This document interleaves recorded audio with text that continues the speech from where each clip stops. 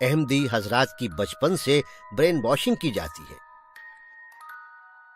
سب سے پہلے تو مسلمانوں اور خاص طور پر علماء اسلام کا نہایت منفی تصور ان کے ذہنوں میں بٹھایا جاتا ہے، پھر انہیں بتایا جاتا ہے کہ مسلمانوں کی طرف سے ان کا سماجی بائیکاٹ ان کی سچائی کی دلیل ہے، اور یہ کہ احمدیت پھیل رہی ہے، اور یہ کہ وہ 73واں فرقہ ہے، وغیرہ وغیرہ۔ یہ سب کچھ نفسیات کے اصولوں کے مطابق بار بار دہرایا جاتا ہے، حتیٰ کہ ایک عام احمدی ان باتوں کی تحقیق کیے بغیر انہیں فرض کر لیتا ہے۔ سچ تو یہ ہے کہ جماعت احمدیہ میں دیانتدارانہ تحقیق ذرا مشکل کام ہے۔ سوائے پتھروں کے اور جمادات کے سب نشوونما کھلے ذہن سے ہم کر سکتے ہیں، سوچ سکتے ہیں، اور یعنی جو جیسے ریجیمنٹیشن آف مائنڈ جو ہے یہ تو ایک مرض ہے اور یہ سب سے بڑی بیماری ہے، تو صحت مند ذہن اور صحت مند دل اور شعور کے ساتھ اور آگہی کے ساتھ اپنے موقف پر، اپنے نظریات پر، اپنے عقائد پر نظر کرتے رہنا چاہیے، اور اگر ہماری نیت ہو حق تک پہنچنے کی کھلے ذہن کے ساتھ، کھلے دل کے ساتھ، تو میں نہیں سمجھتا، میرا ایمان ہے کہ پروردگار عالم آپ کے انتظار میں ہے، خیر اور نیکی آپ کی منتظر رہے گی۔ اگر آپ اللہ کو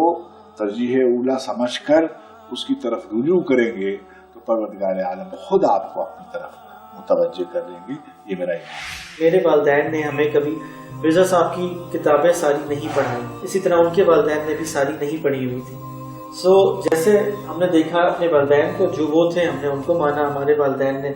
جو ان کے والدین تھے ان کو مانا، تو یہ نسل در نسل سمجھ لیں کہ یہ پیر پرستی چلی آ رہی ہے، اور جو حقیقت ہے وہ لوگوں کو نہیں پتا، نہیں معلوم۔ تو یہ ایک آپ کہہ لیں کہ دجل اس کو کہتے ہیں، اور ایک پردہ انہوں نے قائم کیا ہوا ہے، یہ مختلف تنظیمیں بنا کر، اور شروع سے ہی جو آپ کو سوشلی بھی اور تنظیموں میں جکڑ دیا جاتا ہے تاکہ آپ کا انٹریکشن عام معاشرے سے اور دوسرے مسلمانوں سے نہ ہو۔ تو یہ ایک پوری پلانڈ سازش اور ایکٹیویٹی ہے کہ آپ سمجھ لیں کہ جو جماعت احمدیہ کے بڑے عہدیدار ہیں اور جو مرزا فیملی کے لوگ ہیں یہ مانیٹر کر رہے ہوتے ہیں تمام لوگوں کو، اور تمام لوگوں کی زندگیاں جو ہیں وہ ان کے قبضے میں ہوتی ہیں۔ اولاد سے قبل ہی بچوں کو وقف کر دیا جاتا ہے، اور یہ کہا جاتا ہے کہ یہ بچہ یا بچی جو ہونے والی ہے، اور اس کے باقاعدہ ریٹن ایگریمنٹس ہیں، جو لوگ اس کو ایگریمنٹ کرتے ہیں، اور تمام یہ کام لوگوں کی اپنی ول مرضی سے کروائے جاتے ہیں۔ لیکن بات یہ ہے کہ سوشل پریشر اتنا زیادہ ہوتا ہے کہ ہر کوئی کہتا ہے کہ میرا بچہ وقف ہے تو تمہارا کیوں نہیں ہے۔ آلموسٹ اب اس وقت ہر جو بھی بچہ پیدا ہو رہا ہے وہ وقف نو ہی ہوتا ہے۔ وقف نو یہ ہوتا ہے کہ وہ وقف کر دیا جاتا ہے، کسی وقت بھی جماعت آپ کے بچے کو استعمال کر سکتی ہے اور واپس بلا سکتی ہے، بے شک پڑھائی چھوڑ کے واپس بلائے، اور اس نے کیا پڑھنا ہے، کیا کرنا ہے، فیوچر پلاننگ، اس کی پوری ایک فائل مینٹین ہوتی ہے مرکز میں، پاکستان میں، جناب نگر میں، اسی طرح لنڈن میں۔ اس کا پورا ریکارڈ، کیریئر ریکارڈ مینٹین ہوتا ہے، اور وہ کوئی پڑھائی تعلیم کوئی چیز بھی بغیر اجازت کے اس کے ماں باپ نہیں کر سکتے۔ تو یہ بنیادی انسانی حقوق کی بھی خلاف ورزی ہے۔ اس جماعت کا نظام اپنے ہی لوگوں کو دھوکے اور عیاری سے غلام بناتا ہے۔ اخراج اور مقاطعے کی تلوار عام احمدی پر ہر وقت لٹک رہی ہوتی ہے۔ ان سزاؤں کے نتیجے میں خاندانوں میں تفریق پیدا کر دی جاتی ہے، بیوی اور شوہر کو جدا کر دیا جاتا ہے، حتیٰ کہ والدین اور بچوں کے مابین دیوار حائل کر دی جاتی ہے۔ اپنے بیوی بچوں اور والدین سے کٹ جانا جسمانی تکلیفوں کے مقابلے میں کہیں زیادہ خوفناک اور اذیتناک ہوتا ہے۔ Love for all and hatred for none کا نعرہ لگانے والی اس جماعت کا نظام مرزا بشیر الدین محمود نے بنایا تھا۔ اس نظام کو بنانے کے پس پردہ ان کی کیا سوچ کار فرما تھی، ملاحظہ کیجیے۔ حکومت ہمارے پاس نہیں ہے کہ ہم جبر کے ساتھ ان لوگوں کی اصلاح کریں، اور ہٹلر یا مسولینی کی طرح جو شخص ہمارے حکموں کی تعمیل نہ کرے اسے ملک سے نکال دیں، اور جو ہماری باتیں سننے اور ان پر عمل کرنے پر تیار نہ ہو اسے عبرتناک سزا دیں۔ اگر حکومت ہمارے پاس ہوتی تو ہم ایک دن کے اندر اندر یہ کام کر لیتے۔ ان کو سب سے بڑا جو خدشہ ہے اور جو ہوتا ہے وہ یہ نہیں ہوتا کہ اس نے ہمیں چھوڑ دیا، سب سے بڑا خدشہ یہ ہوتا ہے کہیں اس کو دیکھتے ہوئے حق اور سچ اور نور اور ہدایت اور اصل اسلام کی طرف باقی جو نوجوان ہیں یا باقی جو احمدی ہیں جو چھوڑنا چاہتے بھی ہیں ان کو ایک راہ ملے۔ اس لیے ان کی پوری کوشش ہوتی ہے اور ہے کہ وہ اس شخص کو جو ان کو چھوڑتا ہے یا خاندان جو چھوڑتا ہے اس کو ہر طرح سے ثابت کریں کہ وہ ناکام ہو گیا، اور اس کے بعد وہ کہیں دیکھو یہ عبرت کا نشان بنا ہے، اس نے خدا نعوذ باللہ جو ہے یا خدا نہ خواستہ ہم صحیح مسلمان تھے ہمیں چھوڑا ہے، اب اس کو کیا حال کیا۔ اس کے علاوہ سب سے بڑا جو مشکل مجھے آئی اور آ رہی ہے، لیکن الحمدللہ میں ثابت قدم ہوں اور رہوں گا، آپ دعاؤں کی درخواست بھی ہے تمام مسلمانوں سے کہ میرے بچے، ایک بیٹی ہے میری یسرا طاہر خان اور 5.5 سال کی بیٹا ہے 3 سال کا یاسر منصور خان، جو اسلام آباد میرے ساتھ رہ رہے تھے، ان کو مجھے بتائے بغیر اور میری سابق اہلیہ جو تھی وہ لے کے چناب نگر چلی گئی، کیونکہ وہ وہاں کے ایک جماعت کے عہدیدار اور وہاں کے امام ان کی بیٹی، اور تقریباً 11 مہینے ہو گئے نہ میری بچوں سے بات کروائی گئی ہے، نہ میں وہاں جا سکتا ہوں، نہ میری بچوں سے ملاقات کرائی گئی ہے۔ تو اس سے پہلے میں آپ کو عرض کروں کہ میں اور میری والدہ ہم اپنے بچوں سے ملنے کے لیے چناب نگر گئے تھے۔ وہاں پر ہم کسی گھر میں ٹھہرے تھے، میرا جو سسرال تھا اس کے گھر میں نہیں گئے تھے۔ میرے جو سسر ان کا نام محمود مجیب اصغر ہے، وہ انجینئر ہیں اور جماعت کے ہی ملازم ہیں۔ انہوں نے خود اپنی گاڑی پہ اور جماعت کی وہاں پر جو سیکیورٹی فورسز ہیں انہوں نے اور عام سیکیورٹی فورسز باقاعدہ ایک کمانڈو ایکشن کیا، اور ان کی کوشش یہ تھی کہ مجھے کوئی نقصان پہنچایا جائے، لیکن الحمدللہ جس گھر میں ہم تھے وہاں وہ داخل نہیں ہو سکے اور ہم نے دروازہ نہیں کھولا۔ انہوں نے میری بوڑھی والدہ کو بھی دھمکیاں لگائی اور سب کچھ کہا۔ اس وقت it was so sudden, there were no video cameras that must have recorded that. So then we called police. Chenab Nagar میں ہم نے پولیس کو کال کیا، لیکن ٹو مائی سرپرائز کہ وہاں پر جو پولیس ہے اس نے آنے سے انکار کر دیا، اور اس نے یہ کہا کہ چناب نگر میں جو ہے ٹھیک ہے پولیس ہے، تھانہ ہے، لیکن یہاں پہ ان کا اپنا امور عامہ ڈپارٹمنٹ ہے، اپنی سیکیورٹی ہے، اپنی فورس ہے، اس لیے ہم کچھ نہیں کر سکتے۔ پھر میں نے ایلیٹ فورس کو کال کیا، پھر ہم نے وہاں سے اسپیشل برانچ کو بھی کال کیا، لیکن سب نے یہ کہا کہ ہم کچھ نہیں کر سکتے۔ پھر آدھے گھنٹے کے بعد تھینکس ٹو ایلیٹ فورس کہ جب وہ چلے گئے تب وہ لوگ آئے، اور انہوں نے کہا کہ بہتر یہ ہے کہ ایلیٹ فورس کے نوجوان تھے کہ آپ یہاں سے چلے جائیں، کیونکہ یہ لوگ آپ کو نقصان پہنچا سکتے ہیں اور یہاں پہ ہمارا کوئی بس نہیں چلتا۔ اور حقیقت یہ ہے کہ چناب نگر کے اندر پاکستان کا قانون نہیں چلتا، it's a know go area. لیکن جس جماعت کی بنیاد ہی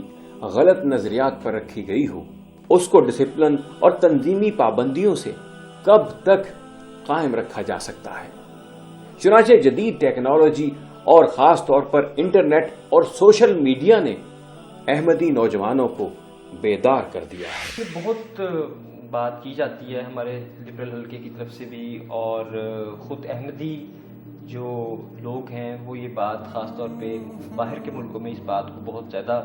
وہ ہائی لائٹ کرتے ہیں کہ احمدیوں پہ بڑا ظلم ہو رہا ہے، تشدد ہو رہا ہے، اور اس طرح کے واقعات پاکستان میں ہو رہے ہیں بہت زیادہ۔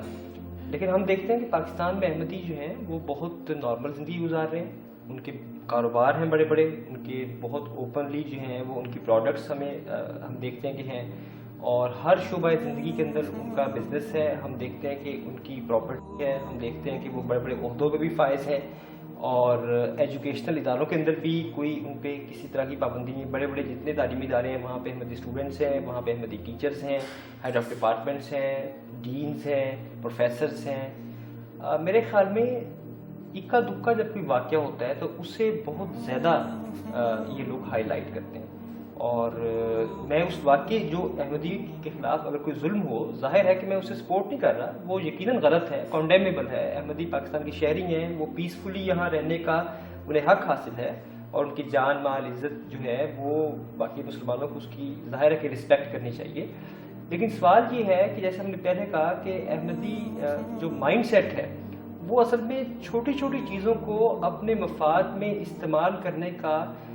بہت زیادہ ایک آرٹ انہوں نے ڈیولپ کر دیا ہے۔ احمدی جو نوجوان ہیں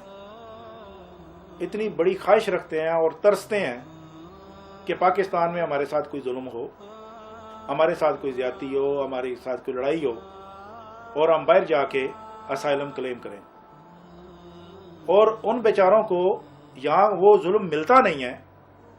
ان کے ساتھ کوئی زیادتی ان کو ملتی نہیں ہے، تو پھر وہ جھوٹی اپنے خلاف ایف آئی آر کٹوا کے، پیسے دے کے جھوٹی ایف آئی آر کٹوا کے، تو وہ کوشش کرتے ہیں کہ ہم باہر دنیا کو بتا سکیں کہ ہمارے ساتھ ظلم ہو رہا ہے۔ پھر پاکستان میں کبھی کسی نے کوئی بچپن میں لڑائی ہوئی ہو تو اس کے حوالہ جات اکٹھے کریں گے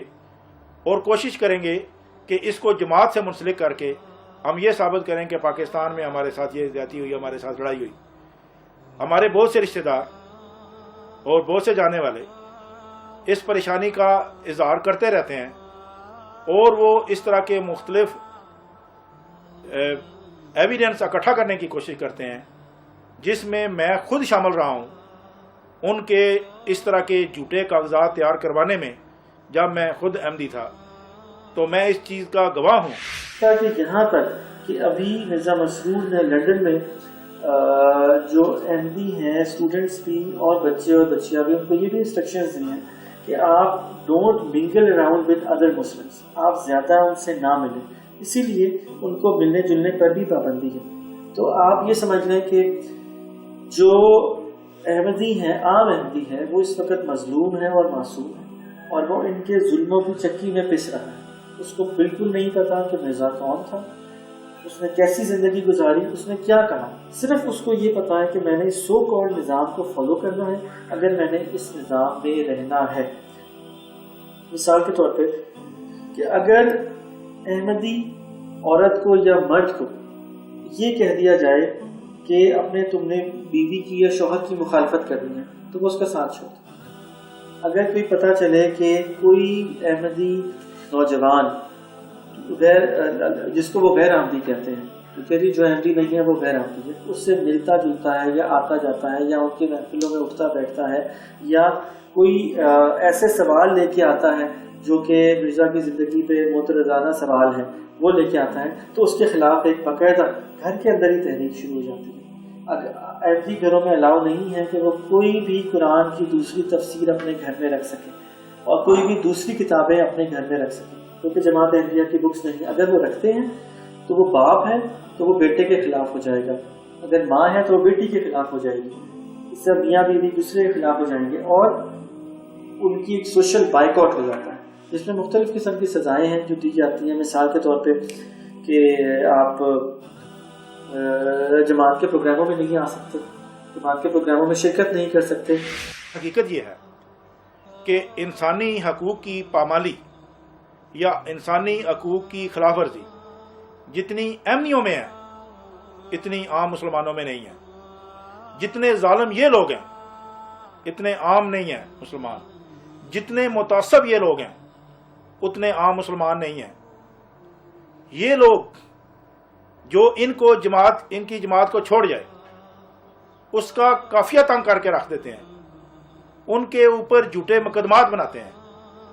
ان کی جائیدادوں کو ہڑپ کرنا، ان کی جو بھی ان کے مفادات ہیں ان کو نقصان دینا، ان کو معاشرے میں تنگ کرنا، ان کا بائیکاٹ کروانا، ان پہ جھوٹے پرچے کروانا، یہ ان کے معمول کی بات ہے۔ انسانی حقوق کی خلاف ورزی جو ان کی طرف سے ہے وہ عام مسلمانوں کی طرف سے نہیں ہے، صرف یہ ہے کہ ان کا پروپیگنڈا بہت زیادہ ہے اور دنیا میں یہ اپوز کرتے ہیں کہ یہ ہمارے ساتھ بہت زیادتی ہو رہی ہے، جبکہ جو مسلمان ادھر سے آ کے جو مسلمان ہو رہے ہیں ان کے ساتھ جو زیادتی ہو رہی ہے یہ ہمارے مسلمانوں کی کمزوری ہے کہ اس کو وہ ہائی لائٹ نہیں کرتے، میں اس کا پرسنل گواہ ہوں، میں خود ان کا متاثرہ شخص ہوں کہ آج ہمیں ادھر آئے ہوئے مسلمان ہوئے 13 سال ہو گئے ہیں۔ جب سے ہم نے یہ سوچا اور کوشش کی، اس وقت سے انہوں نے ہم پہ مقدمات قائم کر رکھے ہیں اور آج تک ہم وہ مقدمات بھگت رہے ہیں۔ اس وجہ سے یہ کوئی نہیں کہہ سکتا کہ جی وہ بڑے پرامن لوگ ہیں، وہ بھی اسی طرح ہے۔ اگر ان کا اختیار بس چلے تو بڑا بڑا وہ ظلم کرتے، جو ان کی کمیونٹی کو چھوڑ کر جائے اپنے ضمیر کی آواز کے مطابق، جو اس کے ساتھ وہ سوشل بائیکاٹ اور جو کچھ اس کو خراب کرنے کی کوشش کی جاتی ہے، وہ ایک الگ داستان ہے۔ بے شمار لوگ ہیں جنہوں نے ان کو ترک کیا ہے، ان کو بڑے چیلنج کا سامنا کرنا ہر قسم کا۔